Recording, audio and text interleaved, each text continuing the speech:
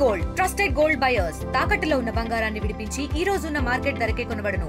మరిన్ని వివరాలకు సంప్రదించండి 7710772020. పరిధిలోని 36 వార్డుల నిరుపేదల్ని 807 మందిని పాత కొత్తగూడెంలో 75 గజాల స్థలం గత ప్రభుత్వం ఇవ్వడం జరిగింది. ఏదైతే నూతన కాలనీ వెన్నెల నగర్ ఉందో వాళ్ళందరికీ ఈ ఇందిరమ్మ 5 లక్షల పథకం ఇంటి నిర్మాణానికి ఇవ్వమని చెప్పి మేము సేవ్ కొత్తగూడెం సేవ్ మున్సిపాలిటీగా డిమాండ్ చేస్తా ఉన్నాం. ఈ రోజు మున్సిపాలిటీ కార్యాలయం ముందు నిరసన కార్యక్రమం తెలియజేసి మేనేజర్ గారికి ఓరల్ గా మెమోరాండం ఇవ్వమంటే మేము గతంలో అనేక సార్లు ఇవ్వడం జరిగింది.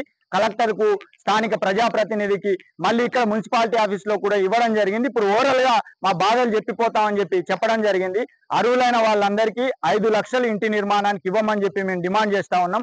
అంతేకాకుండా కొత్తగూడెం ప్రజానికానికి విజ్ఞప్తి ఏంటంటే రామవరంలో ఉన్న 4-5 వార్డులలో ఒక్క ఇందిరమ్మ ఇల్లు కూడా అధికారికంగా మంజూరయ్యే అవకాశం లేదు. కొత్తగూడెంలో కూడా పట్టాలు లేని వారికి ఇందిరమ్మ ఇల్లు మంజూరయ్యే అవకాశం లేదు. అంటే నామమాత్రపు ఇందిరమ్మ ఇల్లు పట్టణానికి మంజూరయ్యే అవకాశం ఉంది, కానీ చెప్పడం మాత్రం మాయ మాటలు అనేక మంది చెప్తా ఉన్నారు. ఇక్కడ హక్కు ఉండి వెన్నెల నగర్ లో పట్టా ఉండి వీళ్ళందరికీ ఇవ్వమని చెప్తే మాత్రం 400 ఇండ్లు, 500 ఇండ్లు, లేకపోతే మేము విజ్ఞప్తులు చేస్తే ఇంకో 500 ఇండ్లు అని చెప్పి ప్రజాప్రతినిధులు, అధికారులు చెప్తా ఉన్నారు. మేము విజ్ఞప్తి ఏంటంటే ఖచ్చితంగా వెన్నెల నగర్ కి మొదటి ప్రాధాన్యత ఇచ్చి 5 లక్షల ఇంటి నిర్మాణానికి ఇవ్వాల్సిందే. దాంతో పాటు అర్హులైన పట్టణంలో ఉన్న నిరుపేదలందరికీ 5 లక్షలు మంజూరు చేసేదాకా సేవ్ కొత్తగూడెం సేవ్ మున్సిపాలిటీ ద్వారా పోరాటం ఉధృతం చేస్తామని చెప్పి ఈ సందర్భంగా హెచ్చరిస్తా ఉన్నాం. మరిన్ని వీడియోస్ కోసం ఛానల్ ని సబ్స్క్రైబ్ చేయండి. లేటెస్ట్ అప్డేట్స్ కోసం వాట్సాప్ ఛానల్ ని ఫాలో అవ్వండి. ఆ లింక్ డిస్క్రిప్షన్ లో ఉంది.